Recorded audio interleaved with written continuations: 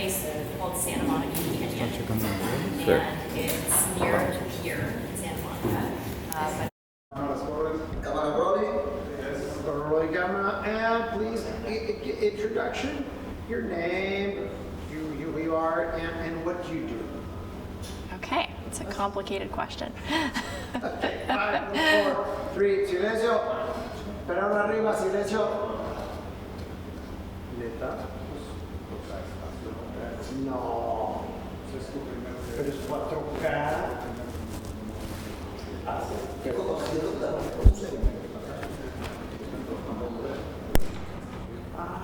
Wait a minute. He just mentioning if your coat might have, which I doubt it. You think it's irradiating because of the...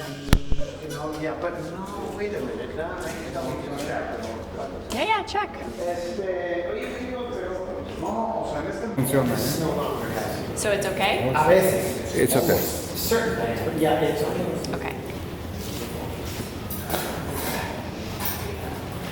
And Cumplo con mi take deber. 4. Okay. Once we start, okay. Silence, please, and roll sound. Wait, rolling. Roll camera.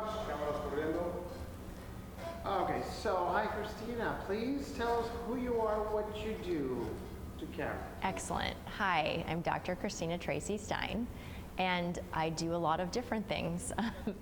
I am a licensed clinical sexologist, which means I have a PhD in human sexuality, and I have a private practice where I work with individuals and couples to enhance their intimacy, whether that's emotional or physical intimacy.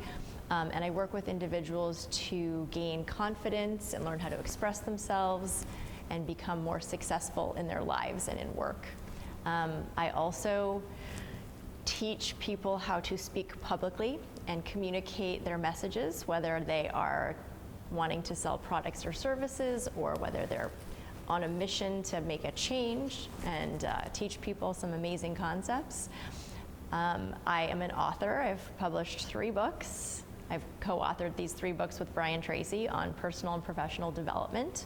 And I speak internationally on all kinds of subjects, from intimacy and relationships to personal success and goal setting and achievement in work. Thank you. So it's a pleasure to have you. Christina, Thank you. What is the importance of personal professional development? What is the importance? Well, I think that we all feel happier in our lives when we're moving towards something. And the only way to move towards something and achieve professional success is to personally develop. So they go hand in hand in that you need to understand yourself and you need to understand how you think and choose the ways in which you think and the perspectives you have, know your reactions so that you can be proactive in life and move towards goals and achieve those goals. Okay. 1 second. ¿Podemos apagar y desconectar el refrigerador? Corte, por favor.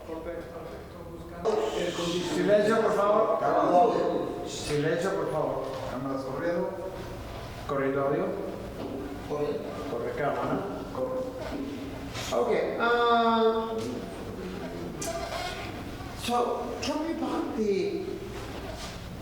how important are human relations in all this personal development theme?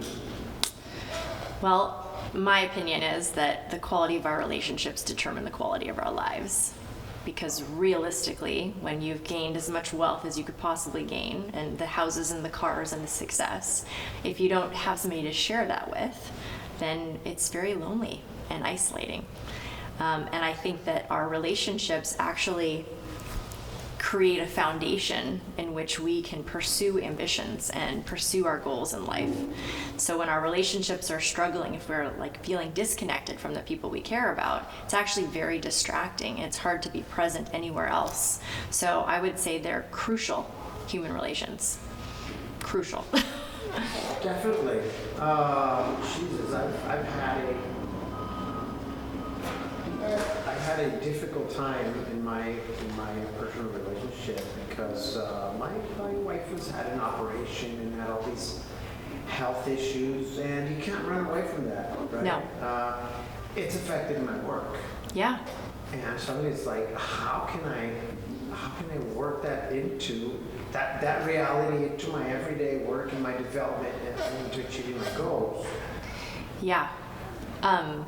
Well, so when circumstances change, which they do, right? I feel like when you're in a relationship with somebody, especially your life partner, things change and you face challenges every once in a while, but you're also constantly growing as a person. You're growing and they're growing, and your job in your relationship is to be growing together and making sure that each step of the way you don't grow apart. And so in this case, what you're saying, this is an obstacle and this is a change in the sort of status or homeostasis of your relationship. And so now you have to adapt to determine what does our relationship look like now? And what are the best parts of it? And how can we cultivate the best parts of our connection? So maybe if she's not well and she has limited time, or she gets cranky or it's hard to connect, that you figure out when you guys can connect in a way that feels the most meaningful and the most passionate, and that you protect that time so that even if it's quality versus quantity, getting the quality connection will allow you to be out in the world and be more present. It's like we talk about this idea. They've done a lot of research on attachment, and so especially with parents and children, but I think it's very relevant to relationships in that we have a secure base that we establish with our partners, and when that base is secure, it allows us to go out in the world. It allows us to pursue things that we're excited about. It allows us to take risks, because if we're scared to go out of our comfort zone, we always have the safe place to come back to, but that has to be maintained. And so many people in relationships go on autopilot and they don't cultivate that. They think, oh, we live together, we love each other, we have kids. They don't set intentional time to be together or intentional time to choose those quality moments, and that's when they fortify that secure base. Wow. Nada más, ahorita te contestó a ti la pregunta, entonces recuerda que cuando se contesta la pregunta no es a ti, sino en general. Totalmente. Para que se entienda. My questions will not be heard, or my voice won't be heard in the final edit. So if I ask something, you might suggest a subject, right? Okay. What is the importance of human relations? Well, human relations are important because we're not listening to my question. Got it. Or my Okay. theme suggestion. So you Yes. gotta kind of put it in there so Right. It's like I'm. whomever understands what the subject we're talking about. So state the question back Yeah, in my kind answer. of, yes. Got it. Let's go back a little bit and tell me a bit of your story. How did you decide you wanted to study this, or when? I mean, a bit of the history of why you were an expert in this subject. Okay, well, I'm an expert in this subject because I grew up living and breathing personal and professional development. I think I was setting goals by the time I was 5 and had a 10-year plan that all of my friends knew about. So the idea of the sky's the limit and you're working towards something and you have to have goals in all areas of your life was just a very normal, everyday thing for me. I knew I was really passionate about psychology because of growing up in this environment. And at first I was very interested in the sort of the connection between the mind and the body. I had a lot of anxiety as a child, and it always manifested in my body, but people weren't able to validate that for me. And so they would say, no, you're hungry, you're tired. Like they would always assign the wrong term to my feelings. And no one would think that a stomach ache was actually symbolic of anxiety, and this is relevant now in my work. People often experience things in their bodies as sort of like signals to us to be like, hey, you're not speaking up, you're angry, your sore throat is because you're not expressing yourself, your stomach ache is because you're anxious or you're scared, all of these things. And so I was very adamant that I was going to become a psychologist and get a medical degree, and I was going to prove that there was a connection in the mind and the body.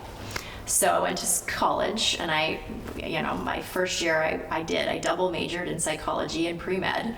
And then at a certain point I was taking organic chemistry, and I had spent hours preparing an outline for this organic chemistry test. And I sat down next to a friend who had her outline for this organic chemistry test, and hers was typed with a flow chart, and it was 50 pages long. And it was in that moment I was very proud of my 20-page outline.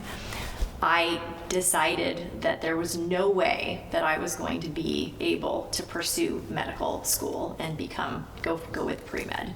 I wasn't willing to make the sacrifice of being a wife and a mother that it would take to be that competitive every step of the way.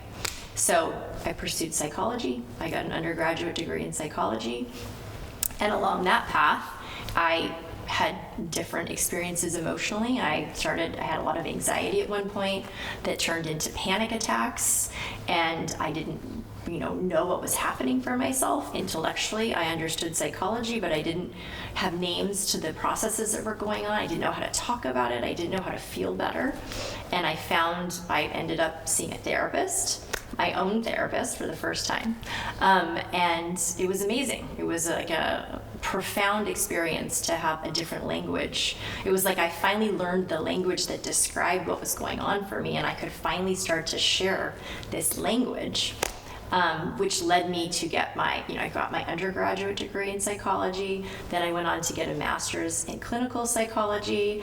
I became a licensed marriage and family therapist. I opened a private practice. Everything was moving along wonderfully. I had been with the same person since my freshman year of college. We had met as kids, so my fairy tale was, manifesting. And then I had a child.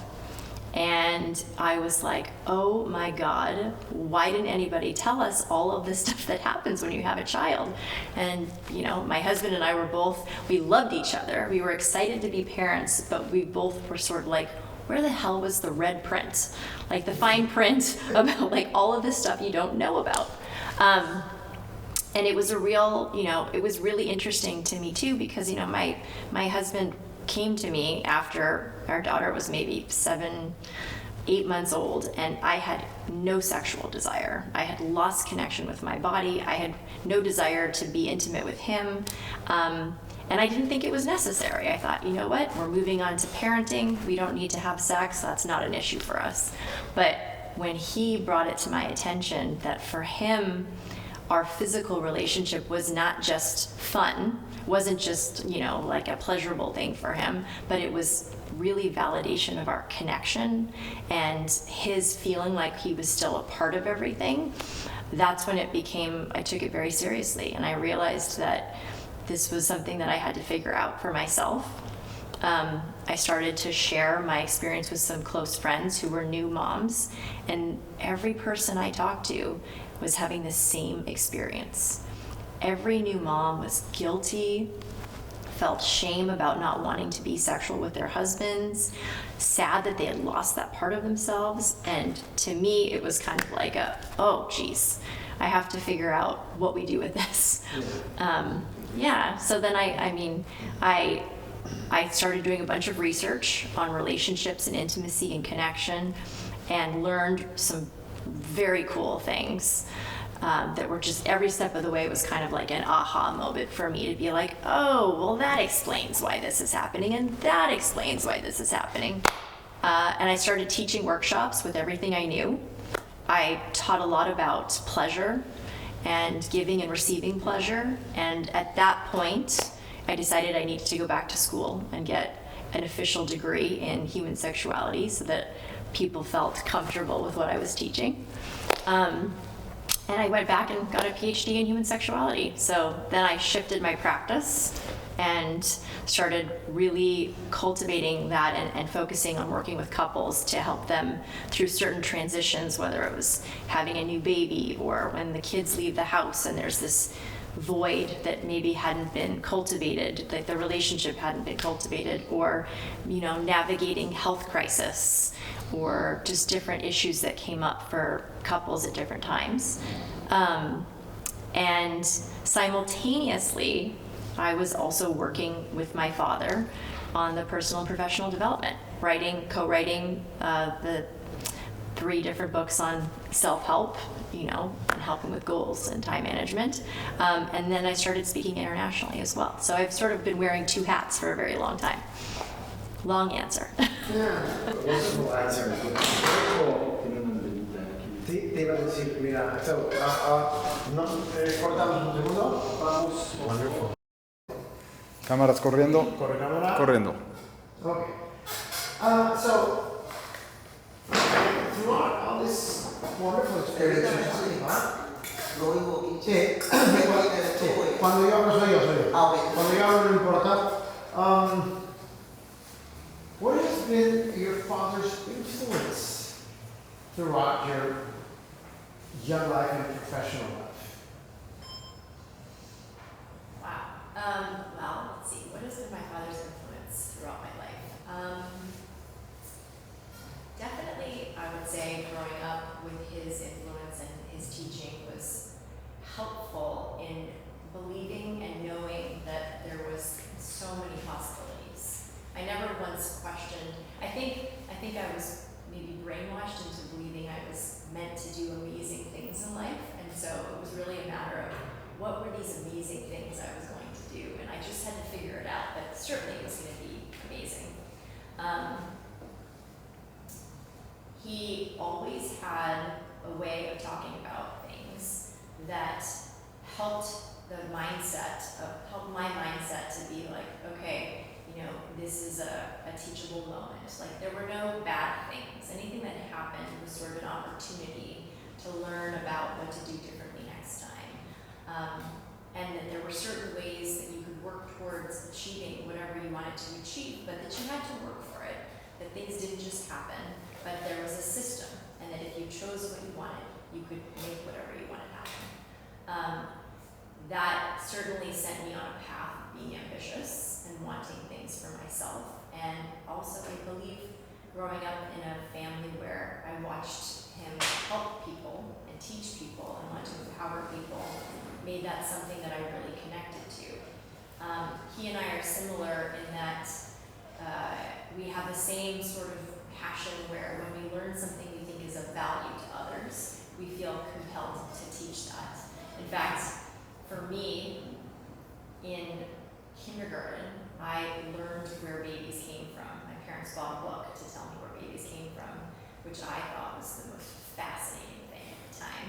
And like my father learning things and teaching people, I decided to teach everybody in my preschool class where babies came from, to the point where parents were calling and asking for me to maybe not share as much information because they weren't quite ready for their kids to know. But I just had this need to share, and I think that is something I've gotten from him, and it's continued. Just in terms of me going to school to pursue psychology, I've needed to share these ideas with people to help them feel that they can accomplish things, that they can set goals, that there's a way of working towards things. They just have to decide. And similarly, when I got to my relationship, that very important wedge that had occurred in learning that we had to kind of find a way to cultivate our connection, that it wasn't just something that could happen. I felt compelled to teach people that. So I've definitely learned that from Brian, from my father. And gosh, there's just so much that I've learned from him. I think that it was interesting for me to leave my home and go to college and learn about psychology away from my father, and learn concepts from all of these other people in the world who had influenced him and had influenced his teachings, and that then I was able to come back to working with him where we could write books together but I had gained the knowledge myself from my own exploring different areas. It wasn't that I just learned from him. So when I came back to working with him, talking about the law of attraction and talking about the law of control and law of control, being the idea that you're happy and confident to the extent of how control you feel in your life. That's something that is very much a part of my practice and my work with people, and almost like a preliminary thing to be able to say, like, you can be in control when you can communicate. You can communicate when you understand yourself, and you have to communicate effectively with yourself before you can be in control of your world. And so that idea has been hugely impactful, and just the idea of self-esteem, needing self-esteem and confidence as part of that launching pad to be able to achieve things. Wow. Fantastic. It must have been a incredible experience I living. have a question, maybe you can follow up.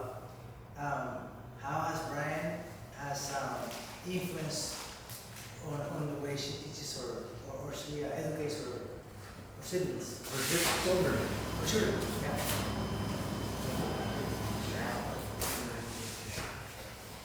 Esa es una de las otras,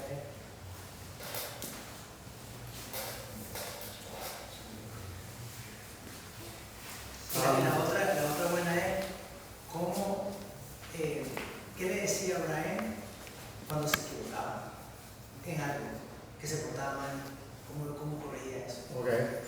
Voy con eso. Sigue corriendo, señor. Sigue corriendo. Sí, señor. Okay, still running and continuing. And, okay, so silence please. Gracias, quédate por aquí cerquita. ¿Spray de pelo traes? Okay, listo. So what did you learn from your father regarding educating your own children? Like, how did he treat you when you were growing up, and how have you passed it on to your children? There are three things that come to mind when I think about sort of moments or approaches of parenting from my dad that have influenced my parenting with my three children. One of them is that and we had to game with this, I think, but he was always, he worked a lot. He was very passionate about his career, and I was always aware of him working towards something. But when we took time to be together, if he'd be sitting on the couch reading a newspaper, and I would come and I would just sort of either sit next to him or stand in front of him, and he would put down his newspaper, but he wouldn't just put it down. He would fold it up and he would put it to the side, which I think for me was very symbolic about the fact that he was committed to giving me all of his attention in those moments. And I have taken that, I think I've even added my own spin to it. And what I do with my children is every week we have dates. I have dates with each of my kids. So I have 3 kids, 12, 15, and 17. And every week we spend 2 hours, just the 2 of us, doing whatever it is they want. And I am fully present with them. And it's made a huge difference in our connection and just getting to know each other. So I think the fact that my dad was so committed to that piece, despite all the busyness and everything he did, he was able to really show up when he showed up. So that was really great, and that's something I've carried on. Another big one, and it's funny because my 17-year-old and I were talking recently, and I asked her this question. I said, what of my parenting do you think that is something you really like about my parenting? What will you continue with your kids? And she said that what she really appreciates and what I appreciated from my parents and what I brought into my family is that we always treated our kids like they were part of the team. So even when they were little, if we were trying to make a plan, we would ask them what they wanted. We'd ask them what they thought about the plan. If we were trying to decide where to have dinner, or what to eat, or what movie to watch, everybody was brought into the decision-making process and equally valued. So she mentioned that because of that, she said she always felt like she mattered, that her opinion mattered, that we cared about what what she had to say, and it had a huge impact on her confidence in speaking up for what she wanted. She felt that she deserved what she wanted and needed, and it was okay to ask. And I think that that's been something that's been very important in my life as well. And then I would say the third thing is nonstop learning, continuous learning. I'm a learning junkie, I admit it. I would go back and get more and more degrees if I could, if I had the time and energy. But I love to learn new things. I read every day. I have books all over my house. I'm constantly convincing my kids to read and getting them books and encouraging them to explore different subjects that interest them. So those are, and I think that's made a huge difference. I mean, every time I learn something new, it gives me an advantage to be able to teach more interesting things to other people. So it's like I'm fueling my fire to be able to give back. Wonderful influence for your children and for everybody. Yes, definitely. So, well, can you synthesize this in a tiny, recommendation for our audience regarding always continuing to learn, passing it down to your children? Yes, so when you pursue new knowledge, whether you read a book or you watch a documentary or you listen to a book on tape or you have a conversation, it's novelty. It's so when we have something new we're exposed to something new, it's exciting, it energizes us, it brings in new energy, and that new energy sort of fuels motivation and it fuels curiosity, and then you're more curious and it creates more excitement and more motivation. And so learning, continuous learning, not only keeps your skills at an updated level where you're giving more and more value to the people around you, but it creates vitality in a way that it's at the tip of your fingertips. You have access to your own vitality by being curious. So that's where I think books come in. Beautiful. La pregunta anterior que me mencionaste, ¿cuál Sí, fue? pero creo que hay una pregunta mejor todavía, que el rol que ha jugado la mamá cuando va a estar ausente y qué tan importante ha sido su mamá para el desarrollo de ella. Ok. Y la primera que me habías dicho, La primera es cuando se portaba mal, ¿cómo era la manera que Brian la corregía? ok, esa está buena. Whenever you misbehaved or were a little bit mischievous, if you were, at some points, I guess we were all, how did your dad go about that? When I was mischievous, which was very rare, he was very neutral. He never reacted. I almost think that if things didn't go well, he had a switch that sort of it just gave him this awareness to settle himself and be ready for a teachable moment, an opportunity to share wisdom. And he was really good at never shaming us. So when things didn't go well, or if I didn't do well in school, or I forgot something, or got into certain situations we don't need to elaborate on, I was harder on myself than anybody else. I had a very strong kind of idea of what was okay, and that I held myself to a certain standard. And when I deviated, my self-talk and my own punishment was good enough.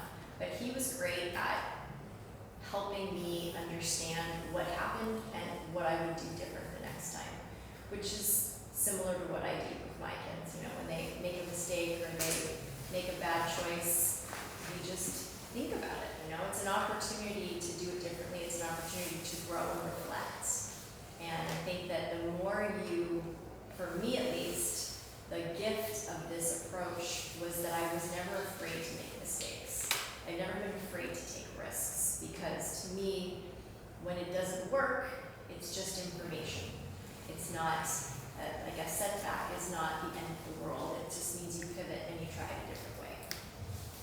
And when your father was there, how was your mother educating you, influenced the knowledge and information that she took from her father, that she brought into the family? Talk a little bit about your mom. Well, my mother, I would say, from my child perspective, was very much a mother. She was a traditional mom. She, made dinner and, ran the house and was big on reading books to us and tending to us. And she kind of like maintained the home because my father traveled a lot. And so she was very consistent. She kept the routines in our home. She dealt with the schools and that kind of thing with our friends. I think what I learned from her and my experience watching her grow up, being with her and growing up, was that I learned a couple different things actually. I learned how to cook, which I think is very important. And I learned about tradition and how important it is to have ritual and tradition with your family, because the more we had predictable ritual and tradition in our family, the more we expected it to happen, and it wasn't an issue of planning or convincing us. We knew that for certain holidays and for certain events and for certain things that there was a pattern to our behavior, and we just did it. It was automatic, which is wonderful because I'm also doing that in my own life, and I host all holidays, and so everybody comes to our house for holidays, which I get to lead the tradition, which feels great and definitely comes from my mom. My mother is also very nurturing. She's very tender and kind and patient. She is not reactive in any way as a person, so she was very neutral with us. My father was very passionate, so he had quite the range of excitement about things, and she was our neutral, sort of steadfast, non-reactive, emotional parent. So it was a very good balance. She was also, my parents watching their relationship was a very good reflection of a traditional marriage, which was very great for them in terms of the roles they took on and how they decided to complement each other, which has been helpful when I'm working with people now, and helpful for me in a couple and working with couples to sort of see that there are traditional values and traditional agreements in relationship, and there are temporary agreements in relationships, and so that was also an interesting and helpful experience with her. Beautiful. So now I've got some questions. Let's chat for a second. Cortamos un segundo el spray de pelo, por favor. Okay. What is your advice for building strong human relationships? Well, my advice for building strong human relationships. The first thing is you need to know yourself.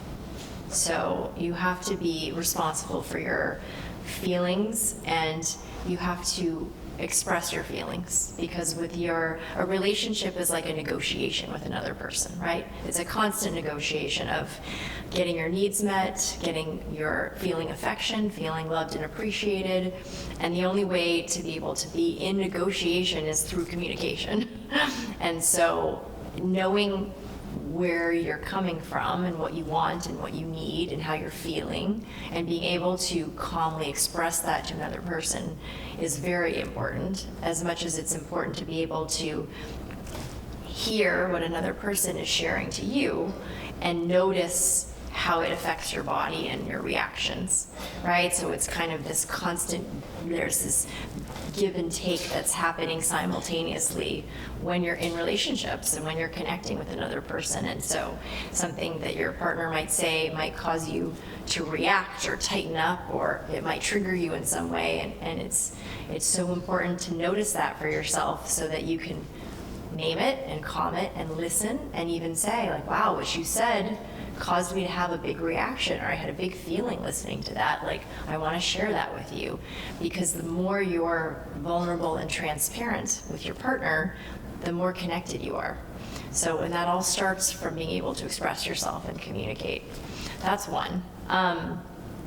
Two, I would say it's very important to get out what you're putting in a relationship, to feel like your efforts are appreciated and that you are a team with your partner, that your partner's considering you. I talk about consideration all the time because it's, I think, maybe more than many things, when you feel considered by another person, it deepens the connection, it deepens the love to think that somebody's considering you, that you're important enough to be considered in the decisions that they make. And also appreciation, you know.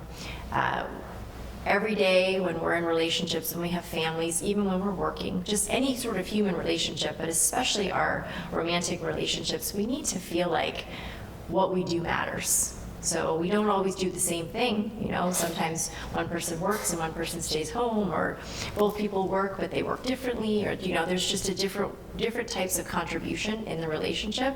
And when you know that it matters to your partner what you do, it really, again, creates connection for them.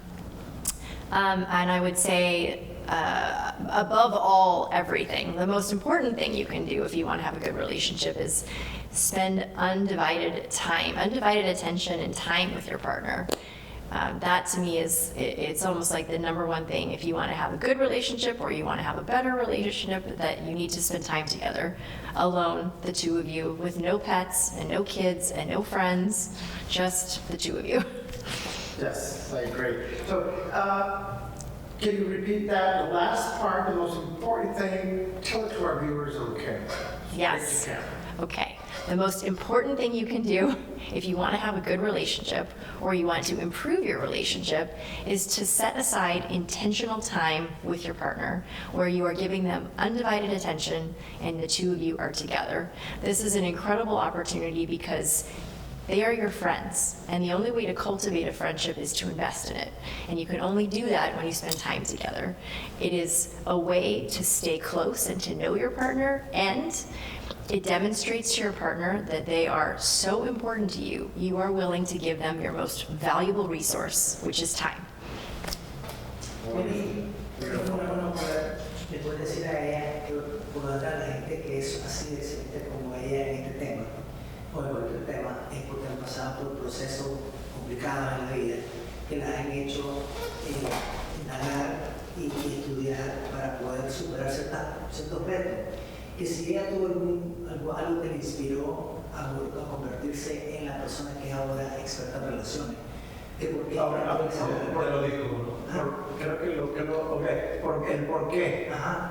Sí. El por qué. Él lo dijo por una parte emotiva que podríamos agarrar de ella, que ella me dijo que era porque sentía como que siempre su padre mandaba a encontrar respuestas en libros y no le daba ese apoyo, ese libro, ese cariño que estaba buscando.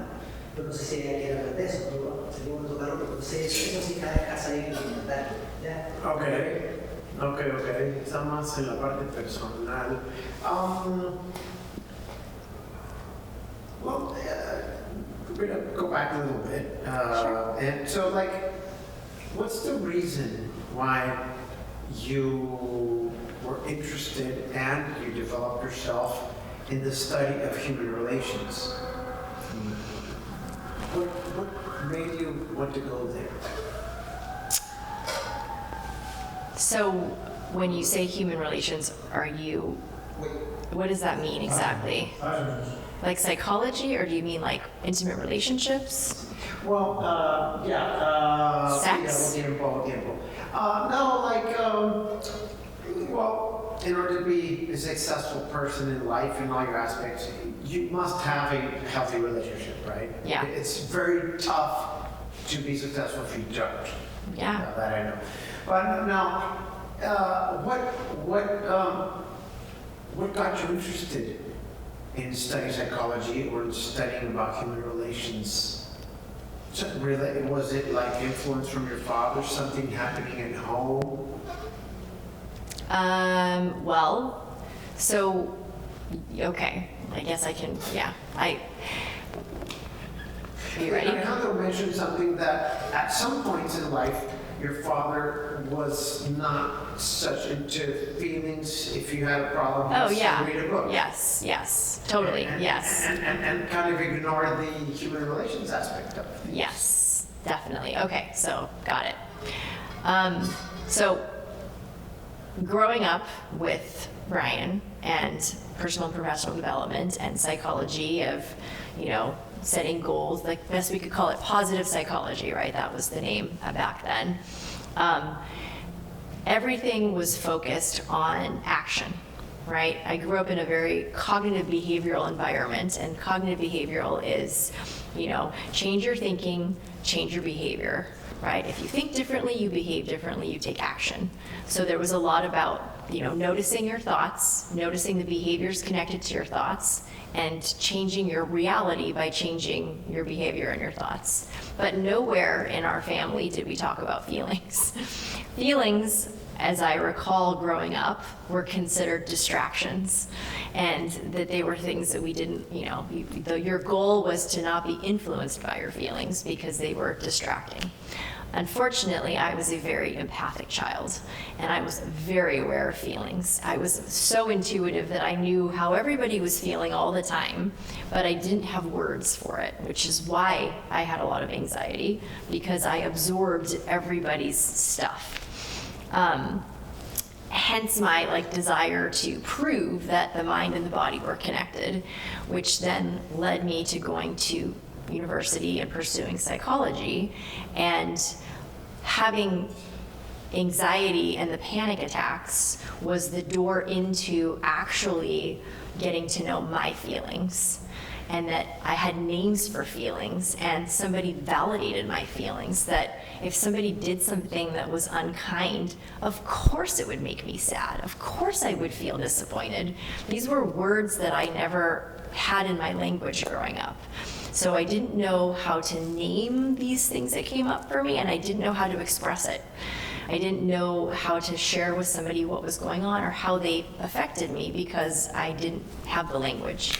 And going to therapy was that first step to having language around it, which, of course, I learned this incredible thing that I had just discovered. I had to tell people about it. That's why I became a therapist, because initially I was wanting to heal the pain of so many people that I felt were probably in the same place that I was in.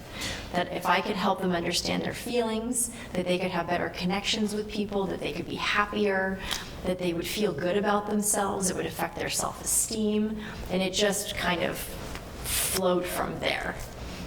Fantastic. Benny, una buena pregunta. ¿Qué cree ella que sería un buen complemento para lo que enseña toda esta gente de desarrollo personal, tomando en cuenta su propia experiencia con lo de tomar en cuenta los sentimientos?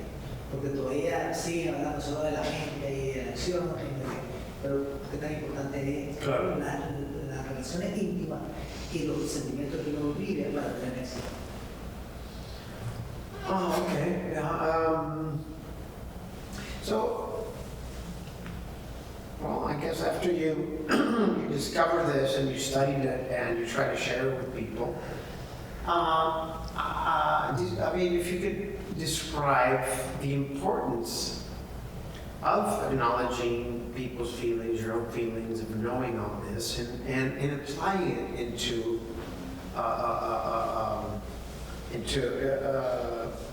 personal development. Sure.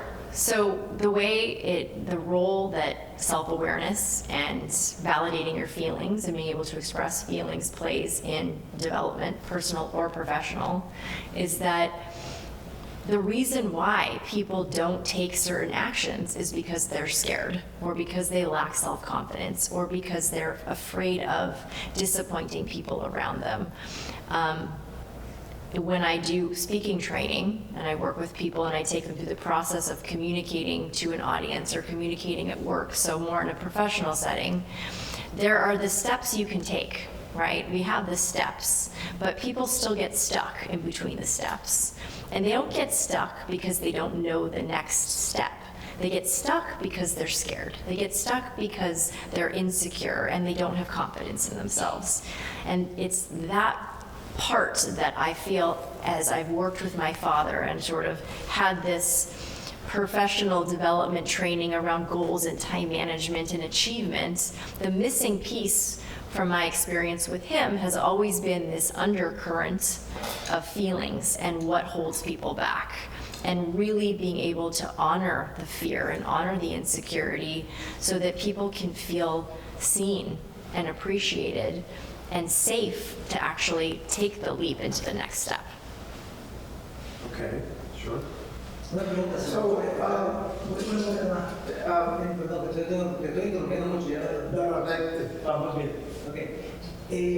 Digamos, si ella pudiera poner, digamos, algo en lo que papá le ha enseñado al desarrollo personal, por ejemplo, acaba de decir, poder identificar los diferentes sentimientos, que si debieran de agregar esa parte, en todo lo que ellos enseñan del diálogo interno, del poder de la mente, la parte de que mostrar que hay 7 o 8 diferentes sentimientos que ven a la persona saber que, digamos, estar enojado, estar furioso, estar tranquilo, estar contento, eufórico. O sea, como para que la gente pueda decir, mira, es importante identificarlos. Entonces, por ejemplo, yo siento que Christina lo que está diciendo, de cierta forma, el aha moment, o sea, de el aha moment mío fue cuando yo descubrí el diálogo interno. El aha moment de Christina es cuando ella descubrió de que hay diferentes nombres para cada sentimiento. Entonces, eso está bueno porque entonces... ¿Qué sería la pregunta?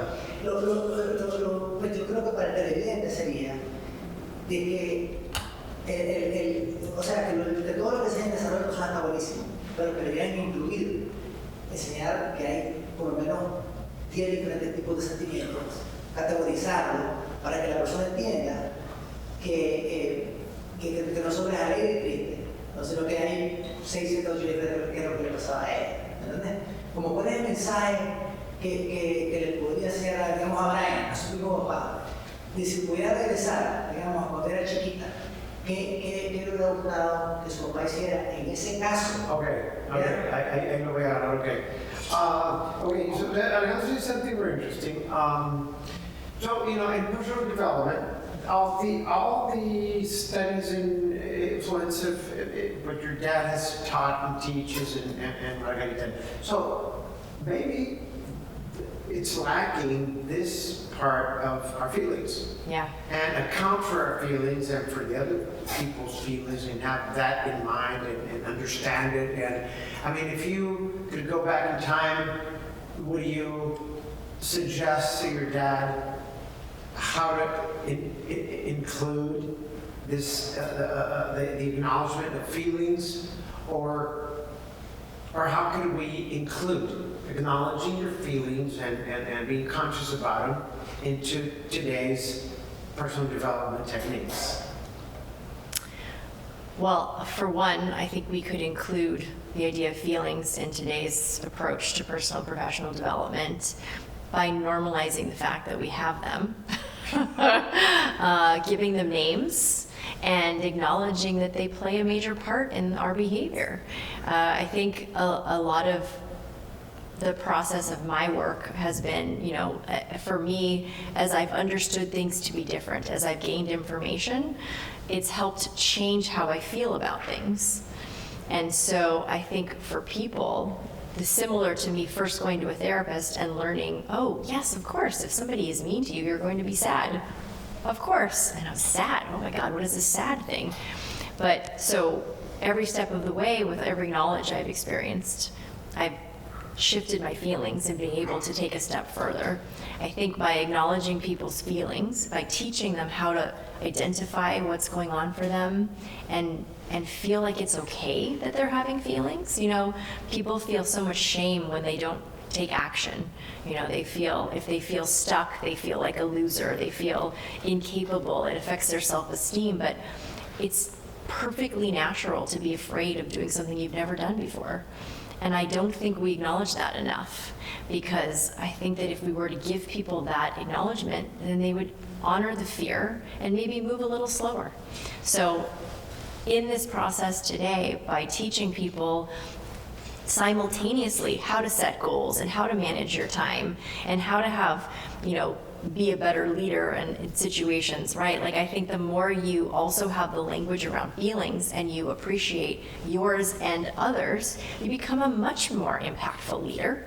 Your team respects you and wants to work with you, and they show up for you. You have better relationships, and you can take those steps. So I think it's very important. It is a missing piece. And I mean, can we like enumerate, like what would be the most important feelings to consider or to have in mind when you are trying to develop yourself or show others how professional development? Let me think about that one for a second.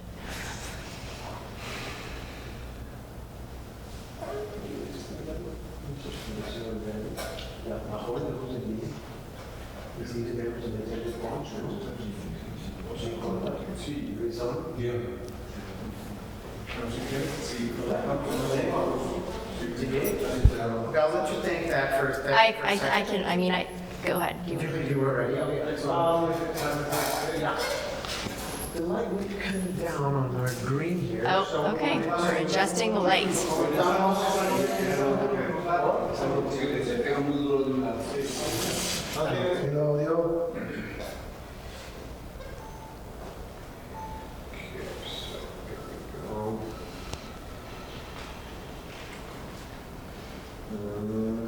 was I? Okay.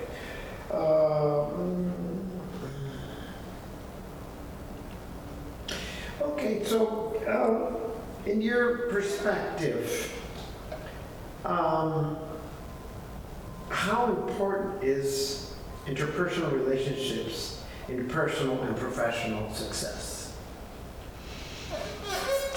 In my opinion, or my expertise, interpersonal relationships, the importance of them in personal and professional success, I think they're essential. I think that your relationships determine your life. They determine the quality of your life. We can't make something happen without other people. As much as we can set goals and we can take actions, we have to collaborate with others. We have to influence others. We have to have an impact on other people to take action in order to make things happen. So I think starting with your personal life and your personal relationships with your partner, with your family, with your friends, and then with your business and with your work and how you engage in the world, right? Like, our personal lives are how we engage at home and in our very close relationships. But once you step outside of your home, you're having to relate to people all over the place. So interpersonal skills, the ability to communicate, the ability to take responsibility for your reactions and your experience, and be able to allow other people space to have their own reactions and experience is cornerstone. It's a key to being able to achieve anything. That is my opinion. Beautiful. So, I mean, we should cultivate and learn how to handle better human relations in order to become a successful person in life. Absolutely. Absolutely. Oh, can you say that? Yeah. Sorry. Yes. In order to be successful in life, we must cultivate better relationships and interpersonal relationships with the people in our lives. I agree. Yes. Working on it. It is a constant work in progress. It's like a garden that we are watering and providing sun, and fertilizer, pulling out the weeds. Sure. What role do you believe effective communication plays in human relationships, both in personal life and in professional life? Well, there are two parts. Communication plays a very significant role, both in personal life and professional life. And there are two parts to communication, right? A vast majority of how we communicate to others is nonverbal. And so the way we move our bodies, our eye contact, our body, our hands, are, just the way we sit, the way we approach somebody, how we dress. There's so much about the nonverbal communication that has an impact on the quality of relationships, as well as what we say. So understanding how to express yourself clearly and to be able to interpret clearly what others are saying to you is essential, as well as knowing how you're feeling and taking responsibility for your feelings, because we've all been in a room where somebody's in a bad mood and they walk in and everybody can feel it. So it's very important because in a relationship with one person, if you're having a challenge and you're thinking about something because you're upset about the traffic you just drove through or the anxiety you're feeling in anticipation of something, your partner, without knowing from your verbal expression, will know something is going on and they will immediately assume it's them. And so taking responsibility for our internal world so that we are staying connected to our partners is also a really big piece of the nonverbal communication. Excuse me, silencio por favor. I think that last part, Yeah. if you could repeat that, but somehow you Me know. está un poquito ahora la silla. Está cambiando la silla. Y eso te pone. Yeah, the chair now is making more noise than before, maybe. Try not to move as much. Yes, I mean, do feel free to move your arms like that. Okay. So, what was the last part? How essential is communication in interpersonal relationships? Yeah, because you said it it was perfect, but then your closing words were audio didn't work. Got it. Okay, so to restart from the place of, we've all been in a situation where somebody who walks into the room is in a bad mood and everybody can feel it. The person doesn't have to say anything, you just know. And that is very important to understand in interpersonal relationships and as part of communication and the nonverbal piece of communication, because if you're in a relationship and you're with your partner and you come home and you're angry because you were stuck in traffic or you're anxious because you're anticipating something important the next day, you're going to be preoccupied with those thoughts and you're going to be feeling those feelings. Your partner doesn't know what's going on with you, but they know something is wrong or something is off. And because we are connected humans, we automatically assume we've done something wrong. And so taking responsibility for your feelings and expressing what's happening for you to your partner keeps you connected and lets them know that it's not about them, so that they can stay connected with you and you can have your experience. Okay. Can you share, if you can remember, some personal story, personal example of what moment or what time of your life applying certain principles improved your relationship and helped improve your personal development? Yes.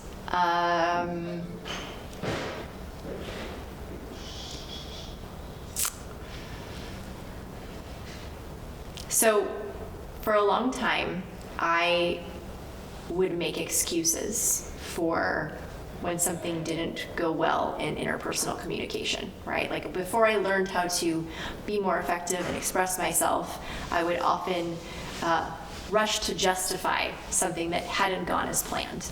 I wouldn't acknowledge the other person's feelings, I would explain it away, right? Like, I didn't show up because I was distracted and I never paused to just say, I'm sorry that I didn't show up, or I never took responsibility for my behavior that caused the effect of the disappointment in the other person.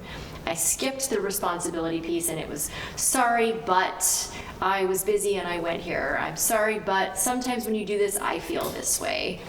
Things like that. I didn't have the confidence to own my part.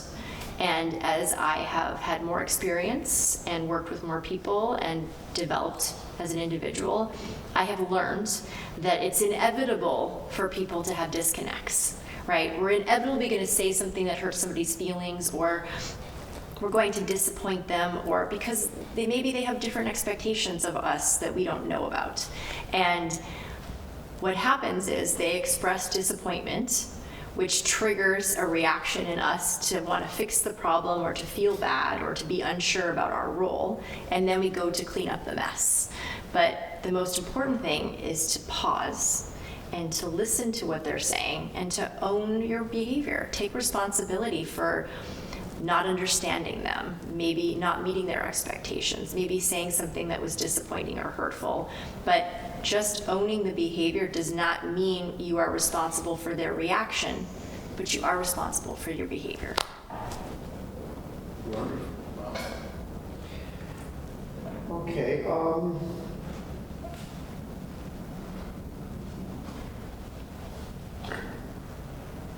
How do you manage relationships during moments of conflict or tension? What strategies do you use to resolve these moments? What could you recommend?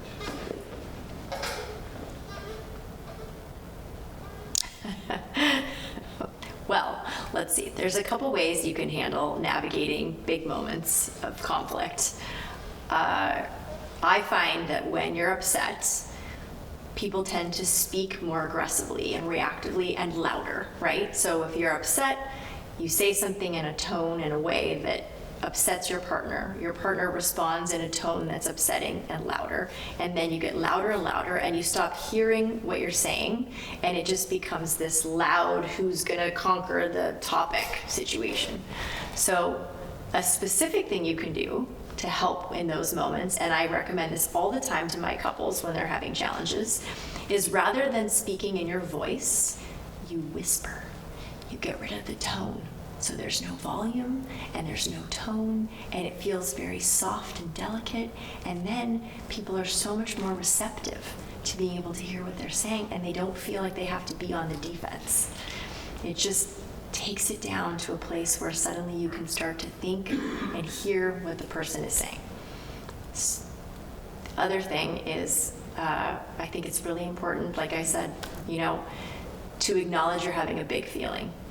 Like, before you jump to the conclusion that your partner tried to hurt you, I always say, let's assume they had the best intentions. Always go into a dynamic assuming that whatever they said or did, they had the best intentions, that maybe they didn't do it well, and maybe the outcome was not what they expected, but the intentions were good. So before you acknowledge the reaction and feel attacked, seek to understand. Ask them, hey, when you said that, I noticed I had a big reaction, and it really hurt my feelings. Before I own those feelings and think you've hurt me, what did you intend by that? Can you say it in a different way so maybe I can understand where you're coming from? Because oftentimes when we have an emotional reaction to something that somebody says to us, we get reactive and we respond without thinking. And so I'm always working on people to have the reaction and pause before responding so that they can respond in a thoughtful, curious way and get confirmation before they have bigger feelings. And avoid confrontation. And avoid confrontation, yes. Yes. Oh, and I guess that's another thing. Most people are afraid of confrontation. Most people avoid confrontation because most of us did not grow up with really good communication skills and ways to deliver information that didn't cause negative reactions. So one technique I love to recommend is that you preface. If you want to ask a question or you want to share a feeling, that you say, hey, can I ask you a question? You're not in trouble, or you didn't do anything wrong, but I'm very curious about why you did this or why you said this, because I noticed I had a reaction to it. So when you say, can I ask you a question, it immediately diffuses the other person's defensiveness, because suddenly they've been given a choice to respond, versus, hey, why did you do that? Right? That's going to cause a reaction. But if you're like, hey, can I ask you a question? When you did this, this is how it made me feel. Can we talk about that? And then they're more open and receptive, and it avoids conflict. Wow. Very interesting. Okay.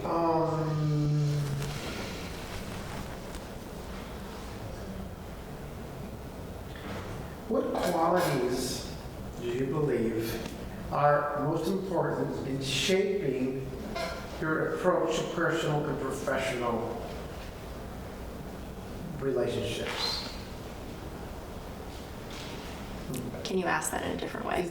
Yes, it's kind of weird. Wait a minute. Can you communicate more effectively with me, please? What qualities do you believe are most important in a positive and a correct approach to personal and professional relationships? Curiosity. I believe that some of the traits that are most important in having good personal and professional relationships is to always be curious, always seek to understand the meaning behind what somebody says or the intentions behind what they said. Just be open to the fact that your reality might not be their reality. Assuming the best intentions. I don't think people go around trying to hurt each other's feelings unless they're uniquely in a different zone. And accepting differences. I think a lot of times people in relationships, whether they're personal relationships or professional relationships, feel like my way is the right way and your way is the wrong way. And I have to convince you to do it the right way because you're doing it the wrong way. So if you have two people who want you to do it their way, it becomes a very conflictual dynamic. But if we accept that we're all different and we do things differently, not right or wrong, but different, it's much easier to compromise and find a way in the middle. Different. Okay. What do you think is like the single or plural, the most powerful principle when it comes to building networks and relationships?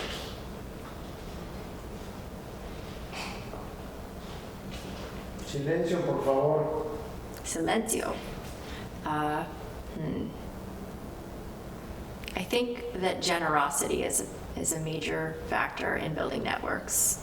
I think that when you truly want to help other people, when you come from a place of help, offering wisdom or knowledge or support, whatever you have to give, I think that when you give freely and you give with the intention of not receiving something in return, you create an incredible support system, an incredible network, because we all rise by lifting others. So if that's the motto, then it just creates a positive experience, and people, when you care about people and you genuinely want to help them without expectation of return, they feel more connected to you. You earn their loyalty because it's authentic and it comes from a place of community.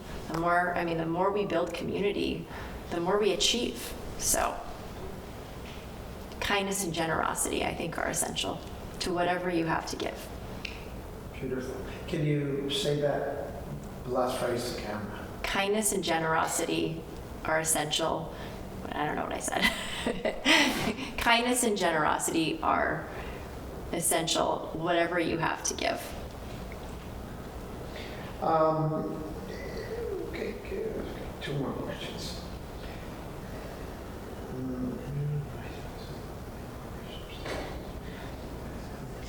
Is there any thought, lesson, or advice about a relationship that you consider could be like a mantra, like a personal mantra, like a phrase, something to remember, something to go by every day?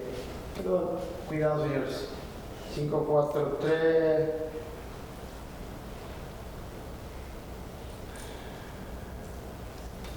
I'm thinking. Yeah.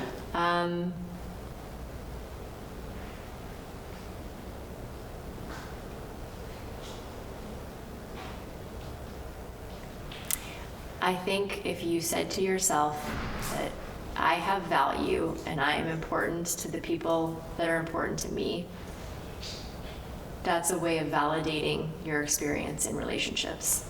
And I think when we check in and we trust that we have value to give, we trust that we are appreciated and important to the people around us, it acts as a fuel to continue us to drive forward. Okay.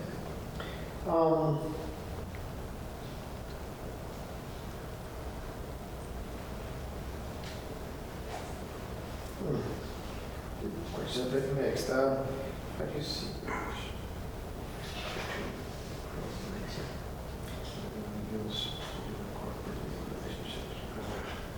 Sería una buena conclusión, ¿no? Como... Sí, esta no. So, everything we've talked about right now, relating to human relationships, human relations, how does this apply to power speaking, to public speaking, to convincing or to portraying your message, communicating? Well, one of the most important things as a speaker is to be able to influence your audience to do something, okay? And the only way you can do that is if you are authentic and you have presence on stage. You have to earn their trust. And they're not going to trust you if you're not authentic. You can't be authentic if you don't know yourself.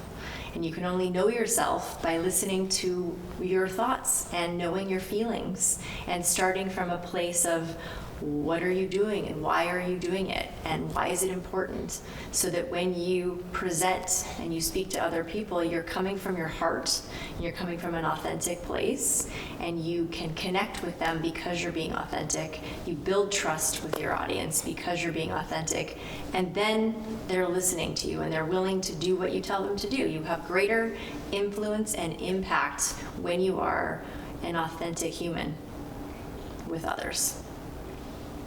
I agree.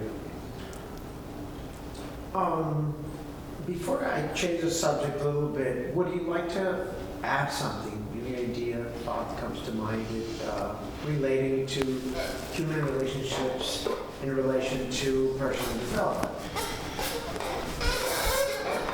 Or public speaking, or the whole subject?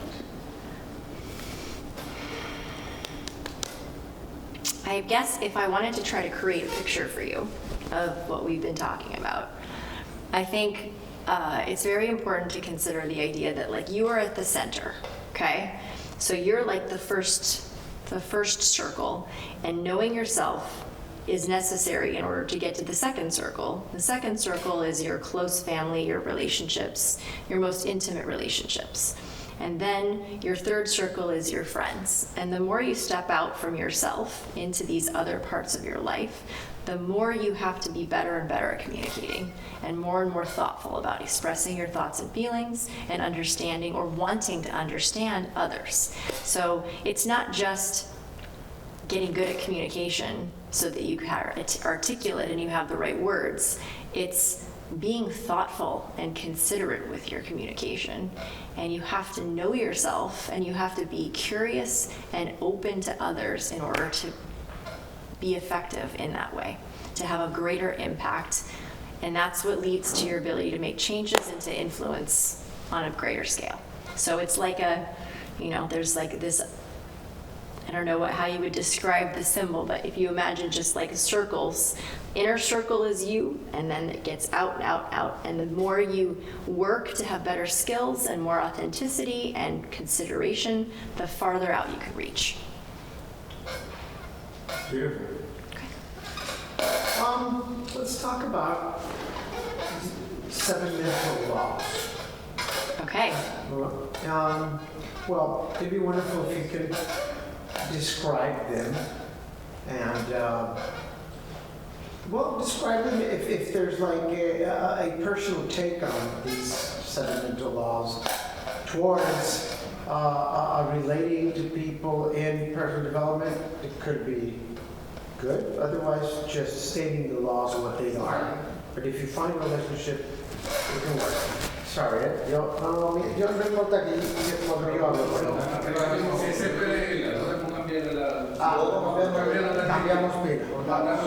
Think, okay, the number one reason for success is goal setting.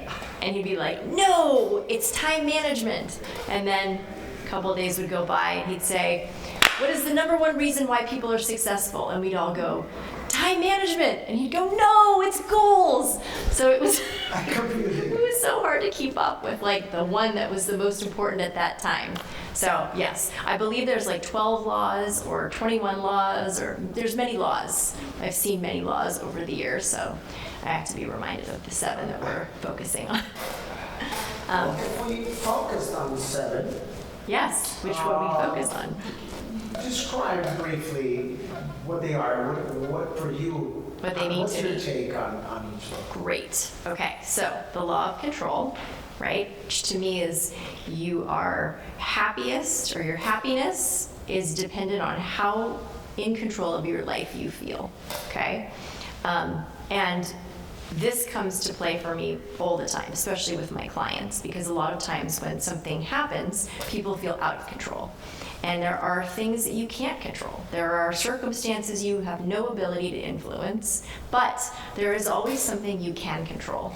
And so when you get distracted by a thought or an experience that is out of your control, you can regain stability by seeking something you are in control of and focusing on that. It sort of recalibrates in those moments. But it is true that we are grounded and happy and capable when we feel in control, when we acknowledge that we have the choice, that we are responsible to take action that needs to be taken. No one else is taking those actions. You know, like if it's to be, it's up to me. Nobody's gonna help you do this. Nobody's gonna make it happen. You want it, you have to go after it. And when you take responsibility for executing control, then you make things happen and it builds your confidence and your self-esteem, and then you take more action and you feel more in control and things just play out. Law of attraction, I'm very much connect with in the idea, I am a big believer in energy and spirituality and the unseen, and I 100% know that when you think about something, it has a vibration, it has an energy, and just like a magnet, it's going to bring to you what resonates with your energy.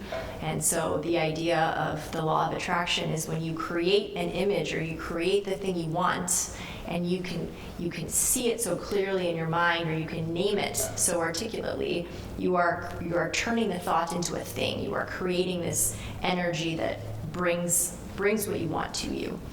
So the law of attraction is very important because you can also bring things you don't want depending on what you focus on. So you always want to focus on what you want, not what you don't want. The law of cause and effect. Pause it for a second.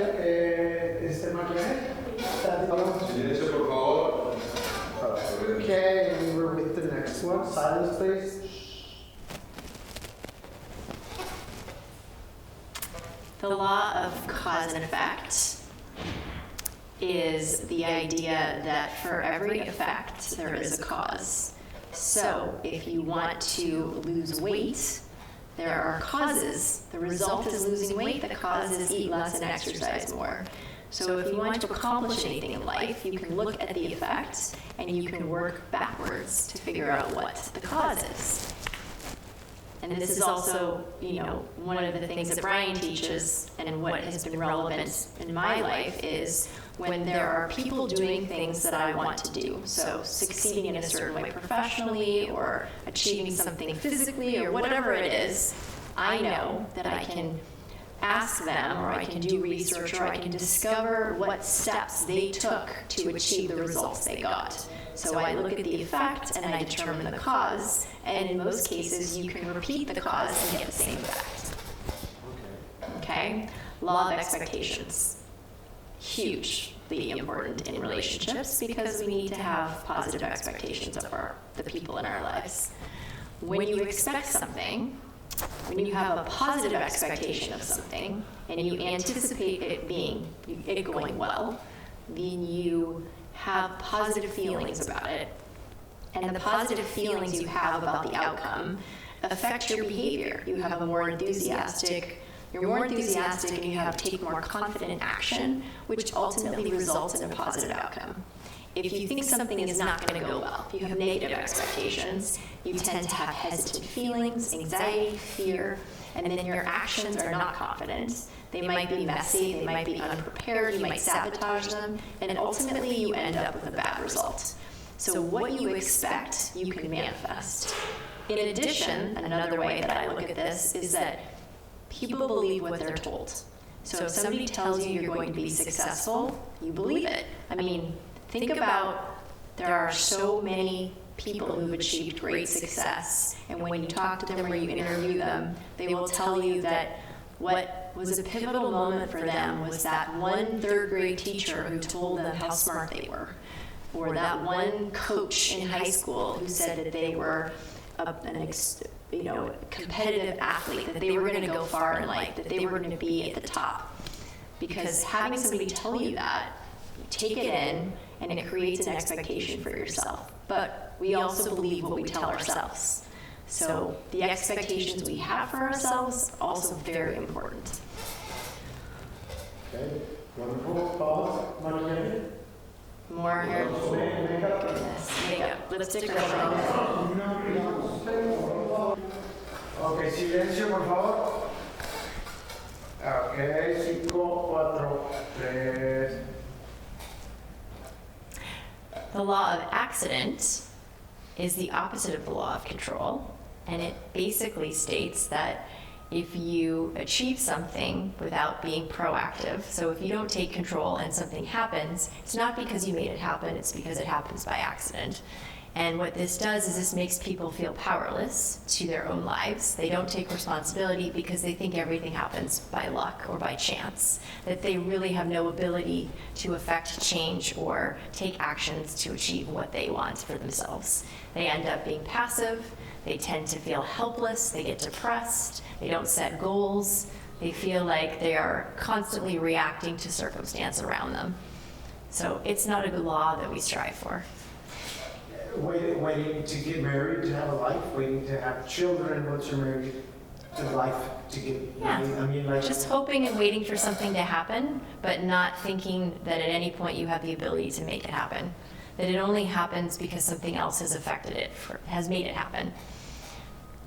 Which creates a lot of people struggle in life because they are stuck in this space. They feel powerless, and the more powerless you feel, you become depressed. You feel helpless, and you don't, it's like inaction breeds inaction, and the more inaction that occurs, the less you accomplish and the worse you feel about yourself. Yeah. okay, then. Okay. Margarita, you're gonna cue me on this.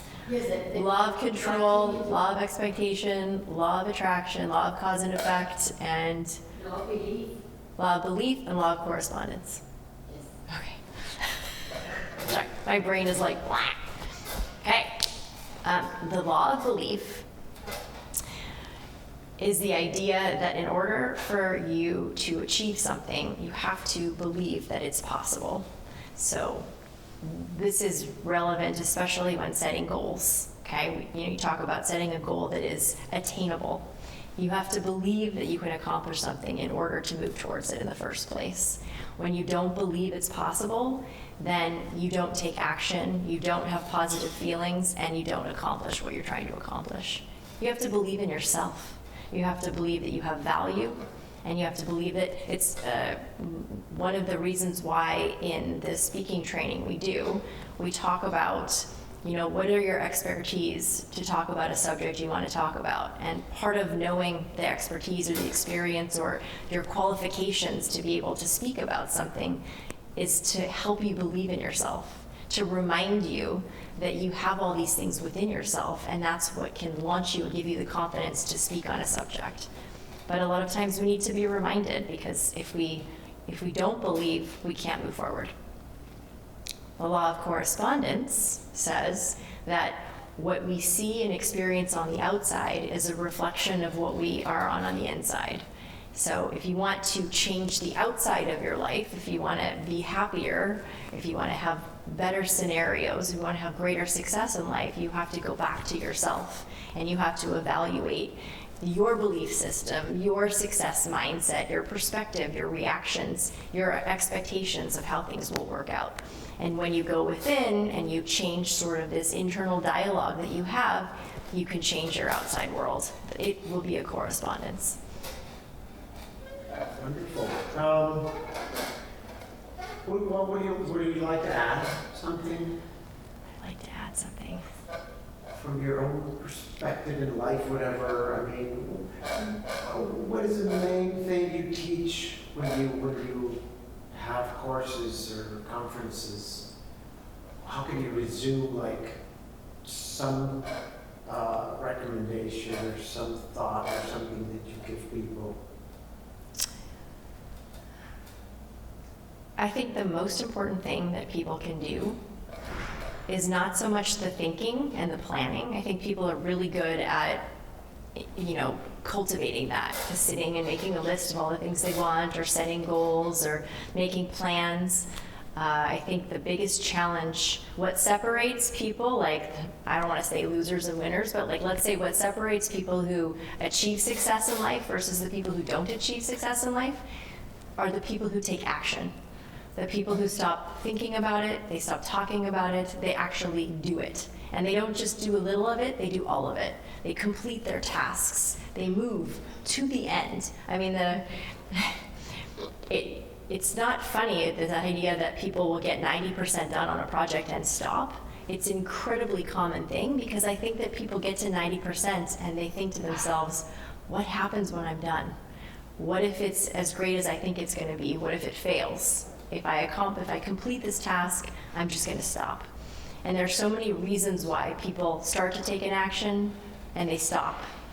And I think everything we teach, whether it's your mindset and your expectations and your goal setting and you're building your self-esteem and communicating, all of this stuff, I believe really fuels people to take action and to keep taking action until they complete and achieve their goals.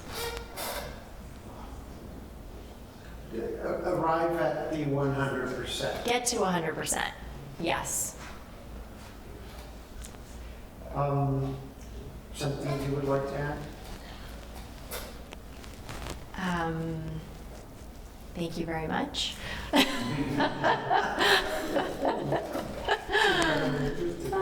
talk about the conversations with yourself.